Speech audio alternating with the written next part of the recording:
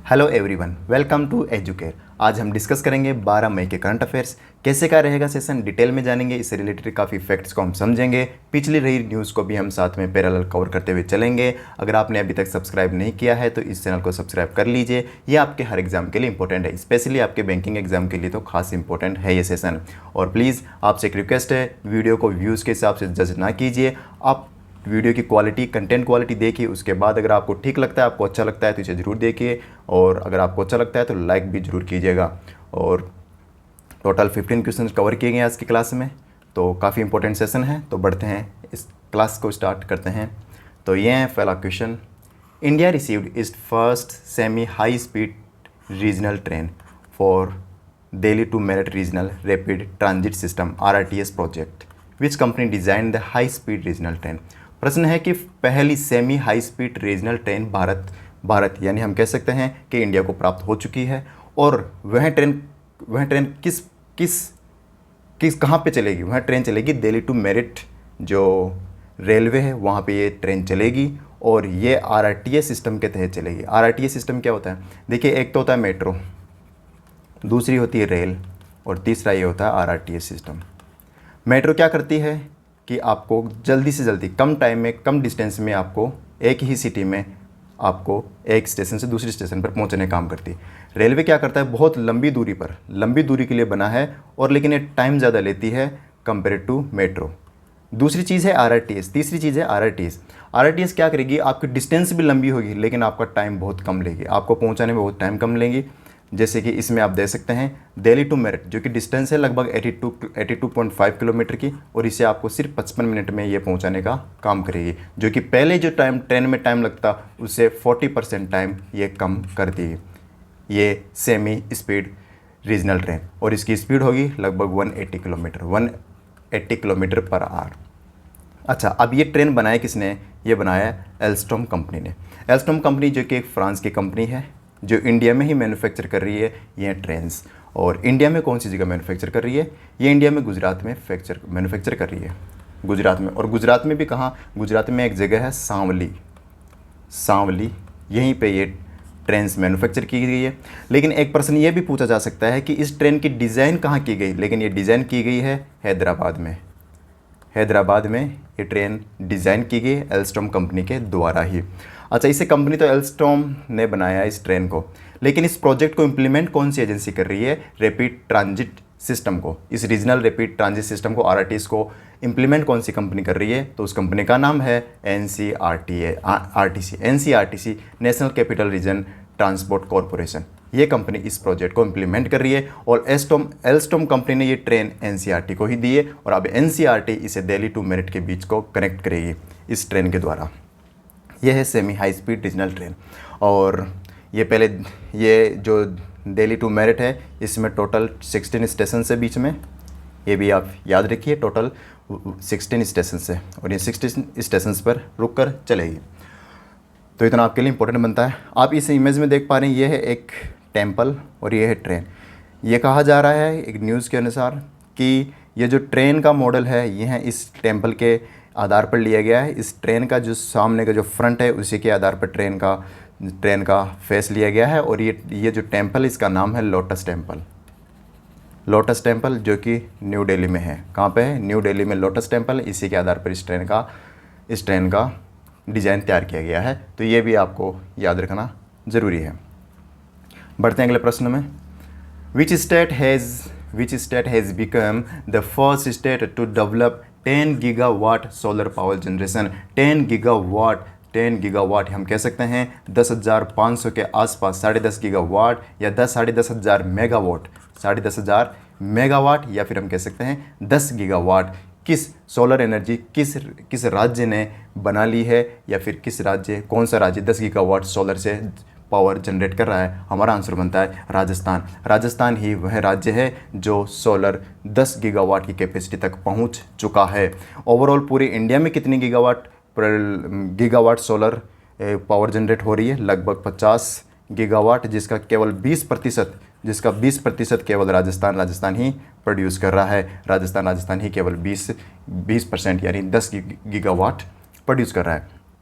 अभी कल परसों की न्यूज़ है, उसमें न्यूज़ में ये कहा गया कि 2021 में सबसे ज़्यादा सोलर पावर जनरेट की है तो वह की है राजस्थान ने। लगभग कितनी की थी? लगभग 4.5 गीगावाट इलेक्ट्रिसिटी प्रोड्यूस की थी सोलर के द्वारा राजस्थान ने। और पूरे 2021 में 10 गीगावाट सोलर पावर जनरेट हुई थी। लगभग आधा राजस्थान ने ही प्रोड्यूस किया। तो हम कह सकते हैं कि सोलर के मामले में राजस्थान बहुत आगे जा चुका है और कंपेयर टू करें तो और बाकी अदर स्टेट्स के मुकाबले में। तो ये आप याद रखिए। और राजस्थान की ही बात करें तो राजस्थान में टोटल जो इलेक्ट्रिसिटी है वह 32.5 गीगावाट प्रोड्यूस होती है, जिसमें 55% रिन्यूएबल सोर्सेज से आती है और बाकी की जैसे न्यूक्लियर प्लांट से आती है और बाकी और कई सोर्सेज है उन्हीं से नॉन रिन्यूएबल सोर्सेज से आती है, बाकी 45% राजस्थान में। तो राजस्थान लगभग मोर देन 50% रिन्यूएबल एनर्जी में शिफ्ट हो चुका है। तो ये आपके लिए इंपॉर्टेंट बनता है। अच्छा, ये जो 10 गीगावाट ये जो रिपोर्ट जारी की, ये रिपोर्ट किसने बताई है? ये भी इंपॉर्टेंट बनता है कि रिपोर्ट किसने बताई है। तो रिपोर्ट बताई है मेरकॉम कंपनी ने, जो कि यूएसए की कंपनी है। मेरकॉम कहाँ की कंपनी है? यूएसए की कंपनी है। यूएसए की कंपनी मेरकॉम ने ही ये रिपोर्ट जारी की है। और इस रिपोर्ट में जो रिपोर्ट है उसका नाम है इंडिया सोलर प्रोजेक्ट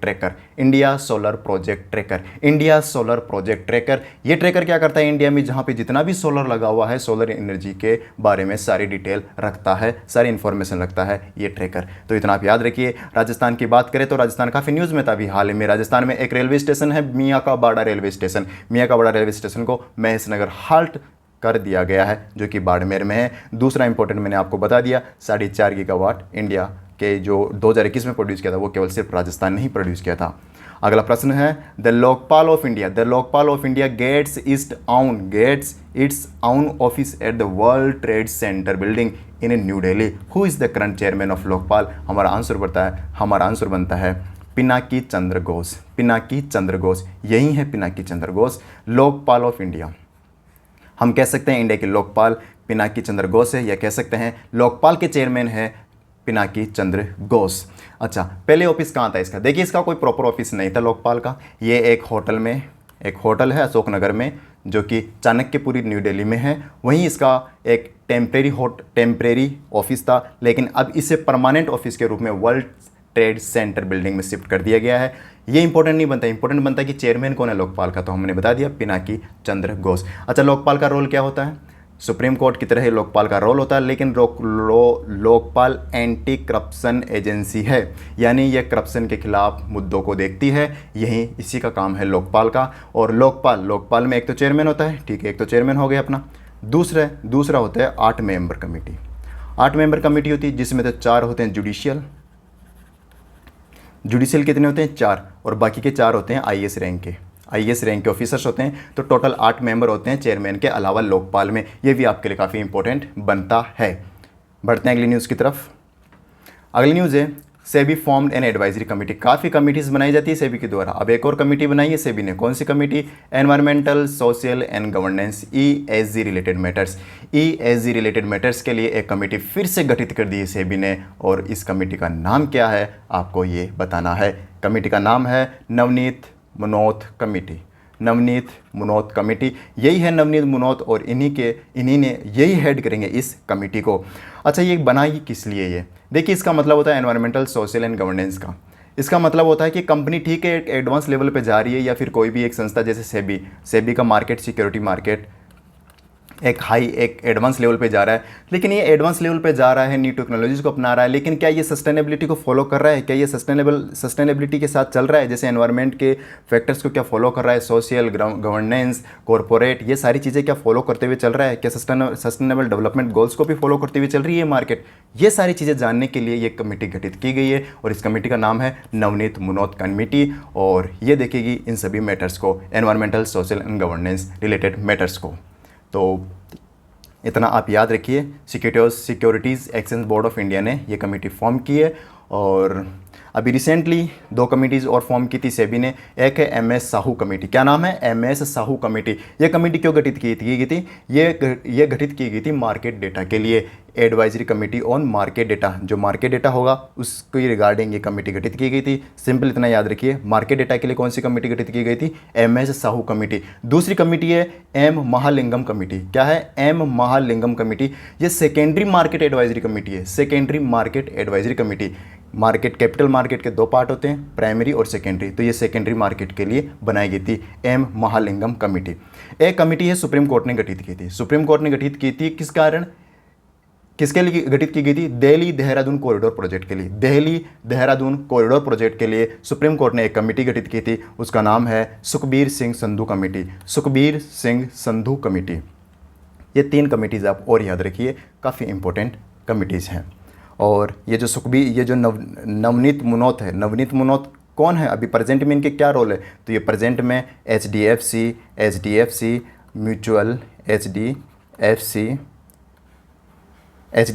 फंड में CEO है। HDFC म्यूचुअल फंड में CEO का रोल करते हैं नवनीत मुनोत। अगला प्रश्न है,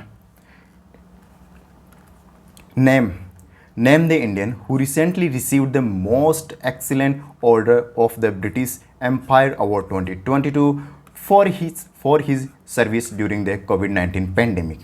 देखिए, ये अवार्ड दिया गया है ब्रिटेन के द्वारा। किसके द्वारा दिया गया है? ब्रिटेन के द्वारा। ये ब्रिटेन का 2nd हाईएस्ट ऑनर होता है। तो फर्स्ट कौन सा होता है? फर्स्ट जो होता है उसका नाम है the Victoria cross. The Victoria cross, in short VC।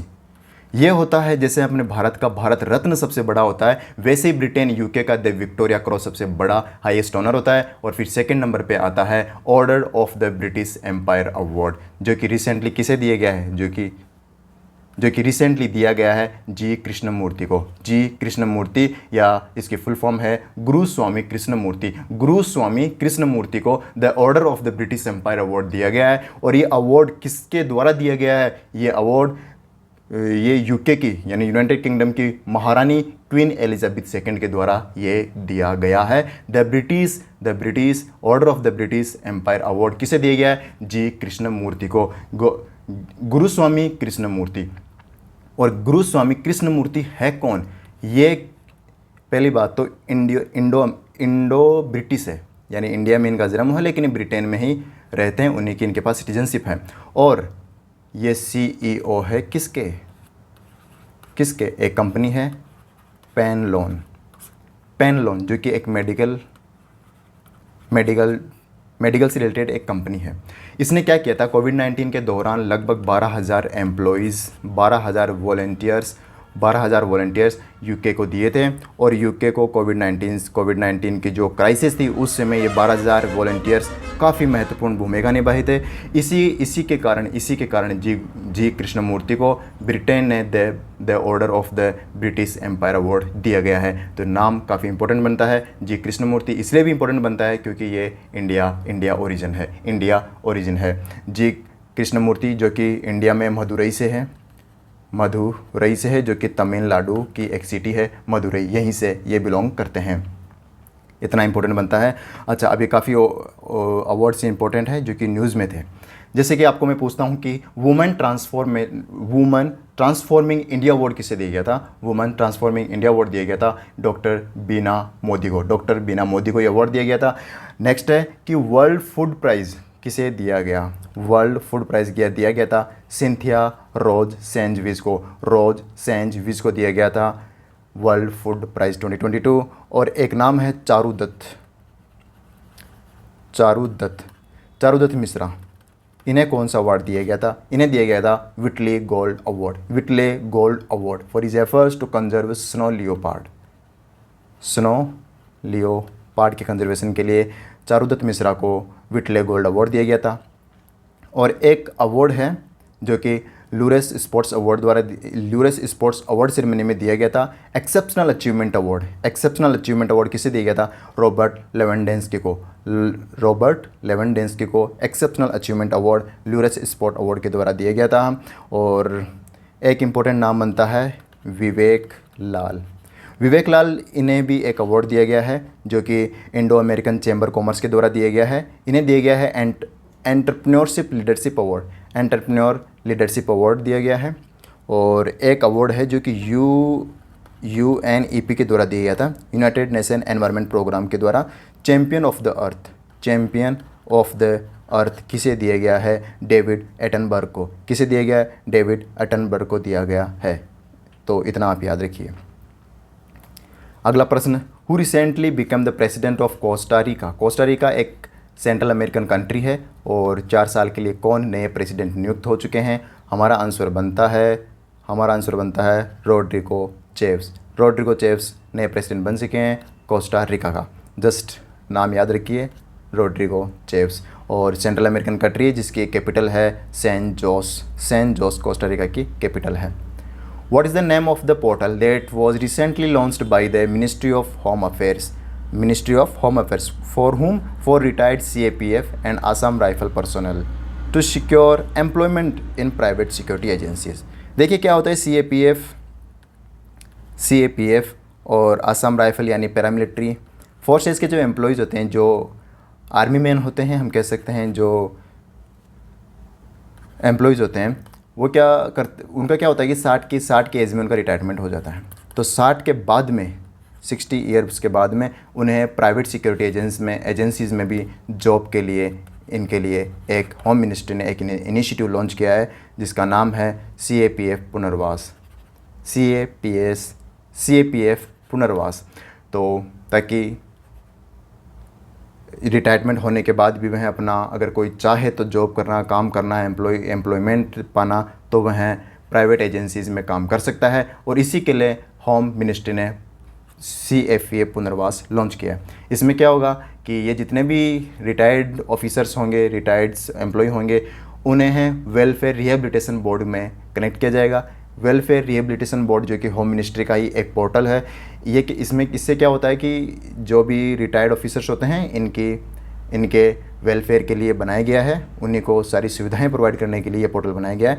तो ये एक और सुविधा ऐड कर दी गई है जो कि रिटायर्ड होने के बाद फिर से प्राइवेट जो सिक्योरिटी एजेंसीज़ है उनमें जॉब प्राप्त करने के लिए बनाया गया है।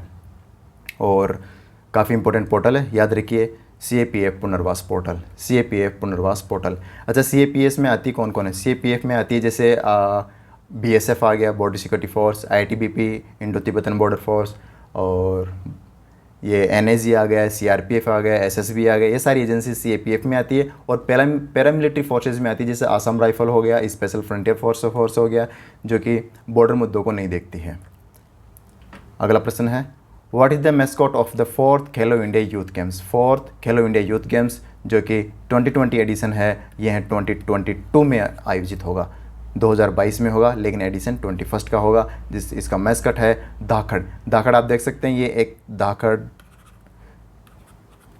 ये है धाकड़ जो कि आपको बुल की शेप में दिखेगा, और जो कि बुल किस काम में आता है? किसानों में खेत जोतने में काम आता है। और इसी के आधार पर ये धाकड़ मैस्कॉट लिया गया है जो कि 4th खेलो इंडिया यूथ गेम्स का मैस्कॉट है। और ये कहाँ आयोजित हो रहा है?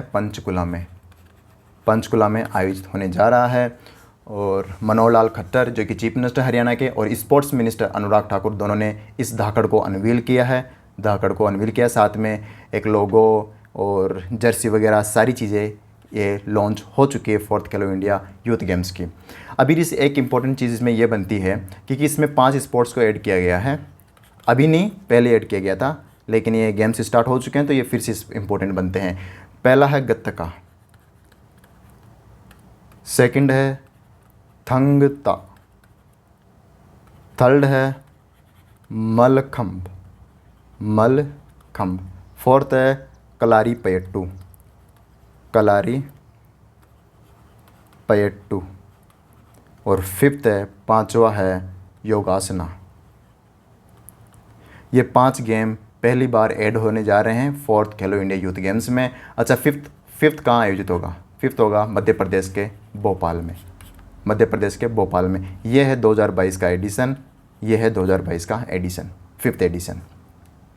तो ये याद रखिए।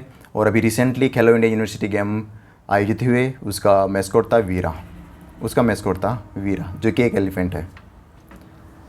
What is the theme of the World Red Cross and Red Crescent Day 2022 that was observed across the globe on Earth May 2022। World red cross day, इससे पहले इंटरनेशनल रेड क्रॉस डे के नाम से जाना जाता था, लेकिन अब बाद में इसे बदल दिया गया और कर दिया गया world red cross and red crescent day. रे ये है क्रिएशेंट, आधा चांद कह सकते हैं, ये होता है क्रिएशेंट और ये होता है रेड क्रॉस, तो इसी के आधार पर लिया गया है। अच्छा, रेड क्रॉस एजेंसी क्या काम करती है? ये हेल्थ से रिलेटेड, हेल्थ को देखती है, यानी इसका मकसद है कि पूरी दुनिया में कोई भी भुखमरी जैसी चीज़ों से, हेल्थ रिलेटेड चीज़ों से, यानी हॉस्पिटल, इन चीज़ों से वंचित रहना नहीं चाहिए, हर किसी को ये सुविधाएं मिलनी चाहिए। और रेड क्रॉस प्राइमरीली काम करता है ब्लड बैंक का, ब्लड बैंक्स हैं रेड क्रॉस के, तो ब्लड प्रोवाइड करने का ये काम करता है रेड क्रॉस प्राइमरीली, लेकिन ये पूरे हेल्थ को देखता है। काफ़ी वॉलंटियर से पूरी दुनिया में, काफ़ी करोड़ों में वॉलंटियर से रेड क्रॉस के, ये सब इन चीज़ों को देखते हैं, हेल्थ से रिलेटेड और लाइफस्टाइल, अच्छी लाइफस्टाइल हो। अगर कहीं आपदा आती है तो रेड क्रॉस के जो वॉलंटियर्स है वो काफ़ी मदद करते हैं, शेल्टर्स प्रोवाइड कराते हैं, खाना वगैरह सारी चीज़ें प्रोवाइड करते हैं। काफ़ी इंपॉर्टेंट रोल है क्राइसिस में रेड क्रॉस का। तो ये काफ़ी इंपॉर्टेंट संस्था है जिसका हेडक्वार्टर जेनेवा में है, जेनेवा स्विट्ज़रलैंड में है। और ये हर साल 8 मई को बनाया जाता है। 8 मई को क्यों बनाया जाता है? क्योंकि 8 मई को रेड क्रॉस के फाउंडर, जिनका नाम है हेनरी डुनंट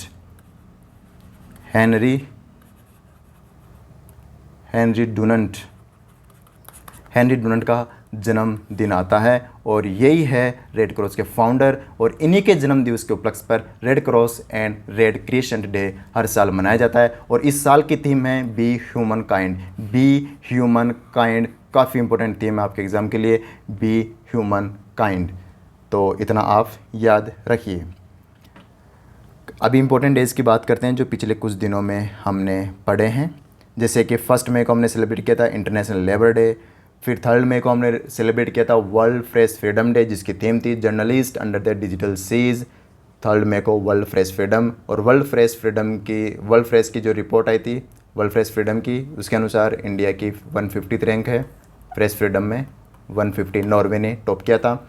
और 7 मई को वर्ल्ड एथलेटिक्स डे मनाया गया था। और 5 मई को कौन सा डे मनाया गया था? World hand hygiene day. अगला प्रश्न, the international thalassemia day is observed every year across the globe. हर साल इंटरनेशनल थैलेसेमिया डे कब मनाया जाता है? हमारा आंसर बनता है 8 मई को। 8 मई को हर साल थैलेसेमिया डे मनाया जाता है। थैलेसेमिया एक प्रकार की बीमारी है जो कि एक जेनेटिक बीमारी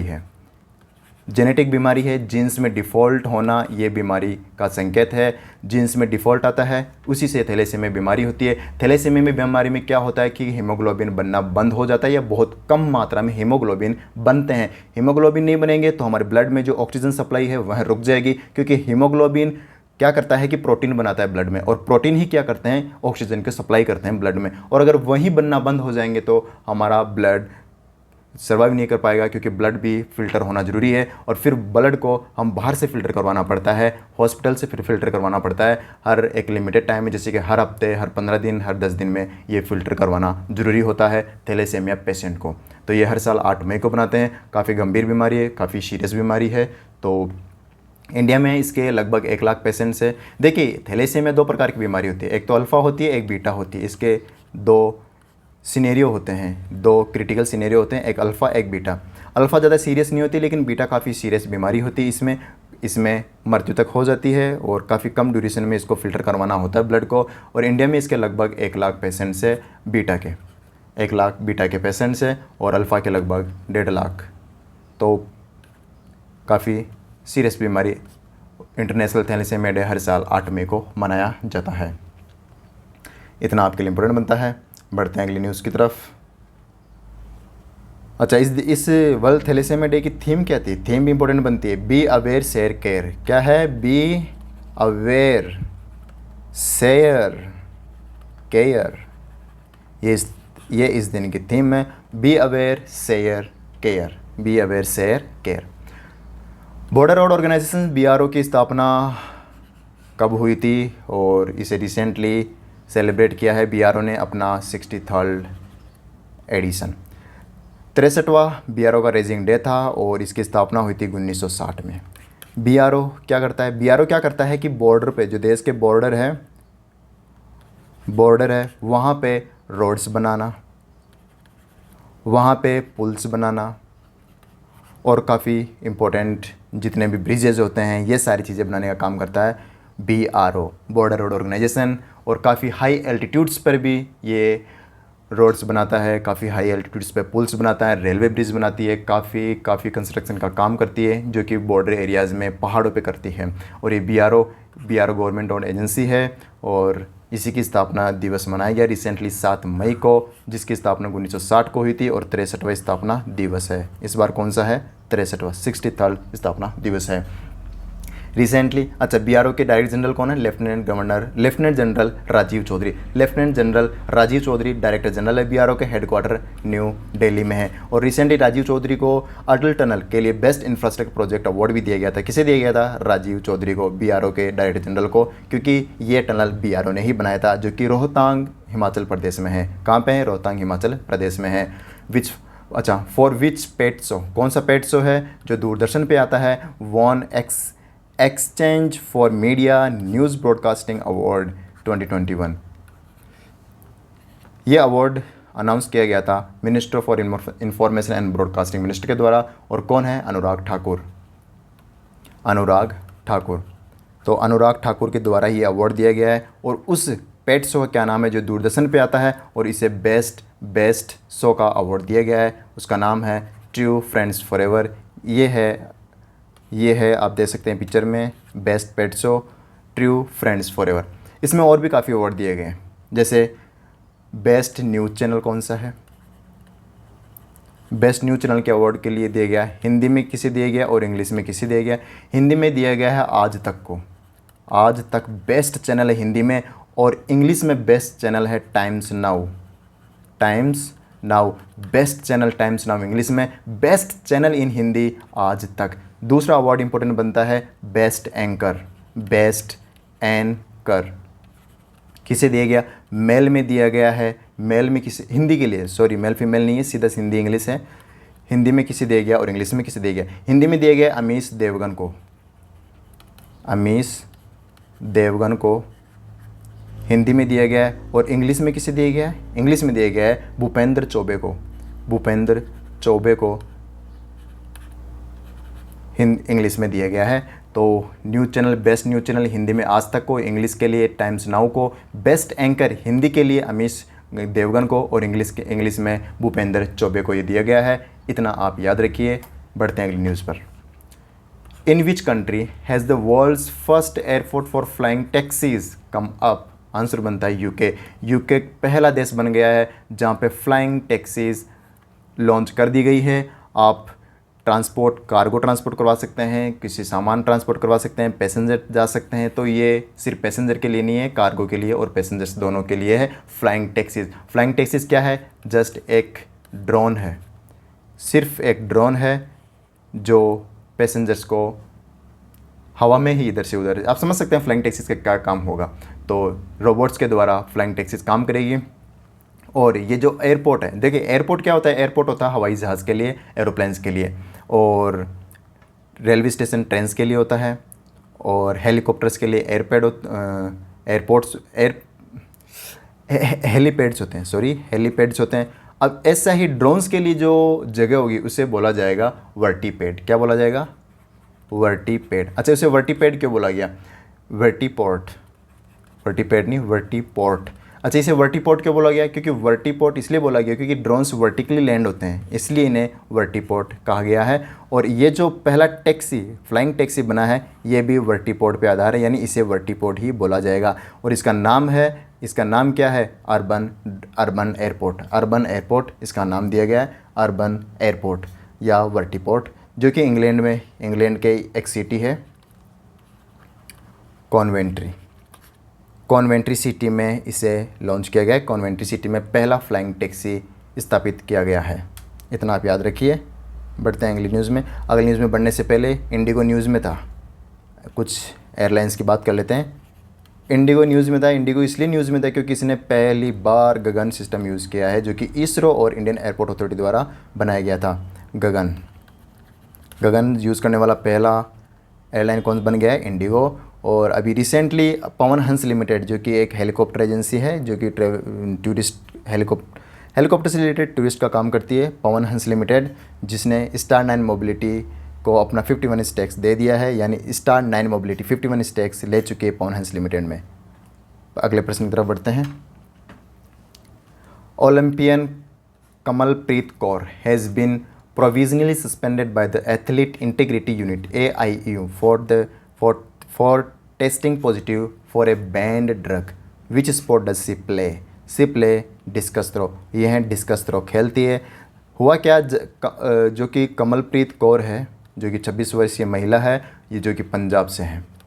पहले तो इनका बायो हो गया।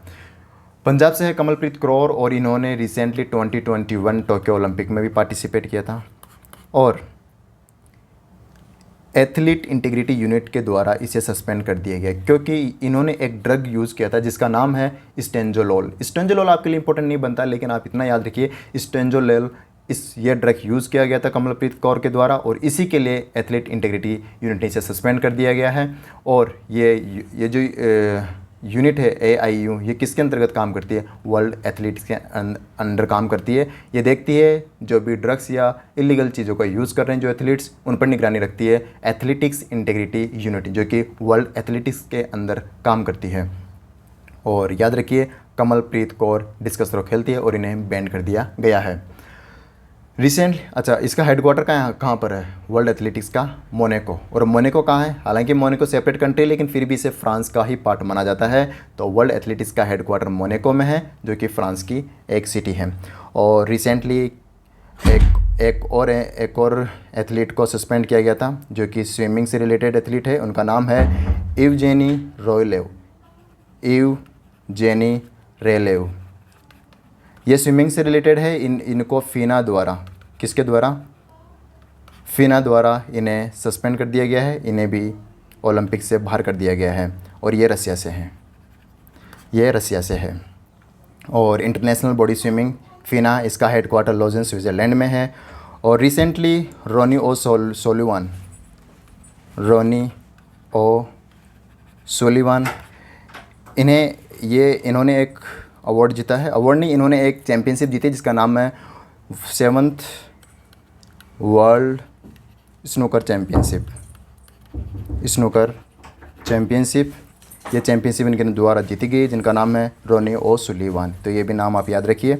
बढ़ते अगले प्रश्न की तरफ। अगला प्रश्न है, मुख्यमंत्री मुफ्त सिविर कनेक्शन योजना is the initiative of which of the following state या यूटी? मुख्यमंत्री मुफ्त सिविर कनेक्शन योजना यह है दिल्ली की। दरअसल दिल्ली गवर्नमेंट क्या कर रही है? दिल्ली गवर्नमेंट कर रही है 25,000 जो भी घर है, 25,000 घर जो गरीबी रेखा से नीचे हैं या फिर किसी एक इनका क्राइटेरिया डिसाइड किया गया है, उन लोगों को मुफ्त सिविर कनेक्शन दिया जाएगा। उन्हें सिविर कनेक्शन के लिए कोई चार्ज नहीं लिया जाएगा। ये योजना लॉन्च की है दिल्ली गवर्नमेंट ने। और रिसेंटली दिल्ली न्यूज़ में थी। दिल्ली इसलिए न्यूज़ में थी, एक है डायलॉग रायसीना डायलॉग। कहाँ आयोजित हुआ था रायसीना डायलॉग? न्यू दिल्ली में आयोजित हुआ था और इसे होस्ट किया था पीएम मोदी ने इस डायलॉग को होस्ट किया था। अच्छा, एक इम्पोर्टेंट फेयर हुआ था दिल्ली में ही, आपको उसका नाम बताना है। उस फेयर का क्या नाम है? फूड एंड हॉस्पिटलिटी फेयर हुआ था। उस फेयर का नाम क्या आपको बताना है? फूड एंड हॉस्पिटलिटी फेयर जो कि दिल्ली में आयोजित हुआ था। अंतर्राष्ट्रीय खाद्य और आतिथ्य मेला कहाँ? दिल्ली में आयोजित हुआ था और उसका नाम क्या, प्रॉपर नाम है आहार 2022 जो कि दिल्ली में आयोजित हुआ था। ये एक फूड एंड हॉस्पिटलिटी फेयर यानी मेला था। ये भी आप याद रखिए। रिसेंटली एक कॉन्फ्रेंस भी आयोजित हुई थी दिल्ली में, उसका 7th एडिशन था उस कॉन्फ्रेंस का, conference on pharma and medical devices. Pharma का नाम सुनते आप हैदराबाद मत चली जाइएगा। हैदराबाद ठीक है, एक फार्मा इंडस्ट्री में टॉप सिटी है, इंडिया की फार्मा सिटी है, लेकिन फिर भी इसकी कॉन्फ्रेंस जो हुई थी वो न्यू दिल्ली में हुई थी, conference on pharma and medical devices 2022। तो इतना आप याद रखिए। तो ये था 12 मई 12 मई का करंट अफेयर्स। कैसा लगा सेशन? लाइक कीजिए, शेयर कीजिए और अपने दोस्तों को बताइए, उन्हें सजेस्ट कीजिए आपको पसंद आया तो। आज के लिए इतना ही, मिलते हैं अगले वीडियो में, तब तक के लिए गुड बाय।